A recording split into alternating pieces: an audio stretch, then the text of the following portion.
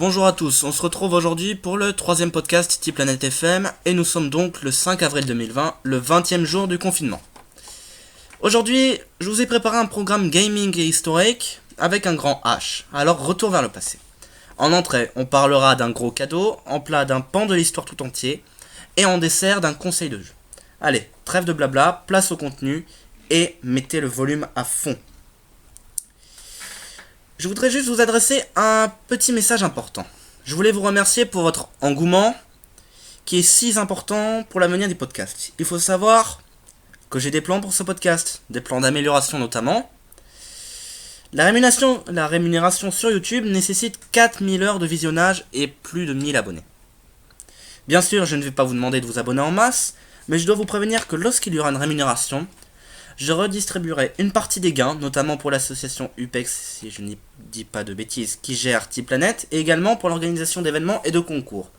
Des cadeaux en perspective. Allez, je pense avoir assez spammé, place à la suite. En ces temps difficiles, Asen t'a préparé un gigantesque cadeau qui te tiendra éveillé tout ce week-end, si ce n'est pas toute la semaine, avec sa dernière création, un pack de 20 niveaux personnalisés pour Warham CE. Le Mario-like sur les T83 Premium CE et T84 Premium CE.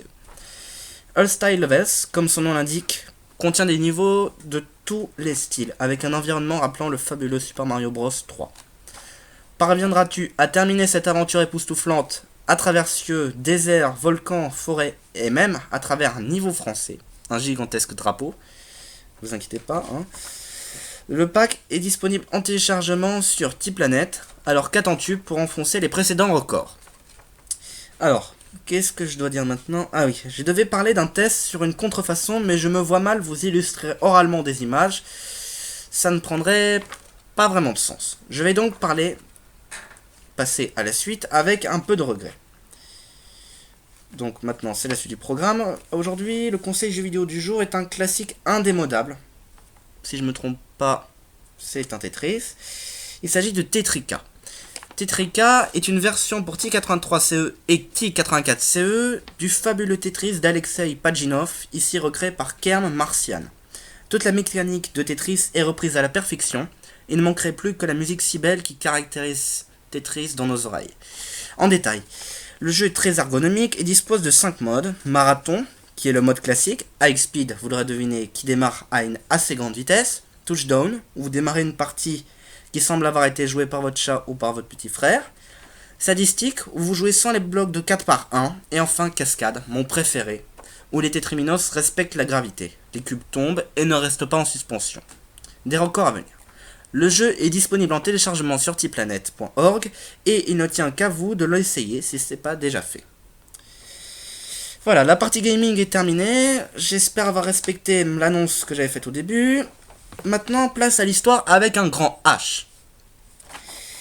Le programme suivant raconte l'histoire de la calculatrice et de la machine à calculer. Prêt pour le voyage? Alors c'est parti. Depuis la nuit des temps, et surtout depuis la création de l'argent, l'homme invente des moyens pour faciliter le calcul. Les abacs, ou encore les bouliers, furent ses premiers outils. D'ailleurs, vous pourrez peut-être trouver encore des bouliers dans les magasins pédagogiques. En 1639, Blaise Pascal, un jeune homme de 16 ans, invente la pascaline. Cet appareil, une calculatrice mécanique formée d'une petite boîte et d'engrenages, est une véritable merveille et permettait alors d'effectuer des additions et des soustractions jusqu'à un résultat de 6 chiffres. Et elle fut surtout utilisée pour l'échange de monnaie, comme ce que je vous ai expliqué tout à l'heure, c'est surtout pour l'argent au départ. Une trentaine d'années plus tard, un mathématicien, Gottfried Wilhelm Leibniz, très intéressé par cette machine, conçoit un prototype permettant de réaliser, en plus des opérations d'addition et de soustraction, la multiplication et la division. Le premier modèle de la machine dite de Leibniz voit le jour 20 ans plus tard, en 1694, et le principe de machine à calcul influencera tous les calculateurs mécaniques jusqu'au début du XXe siècle.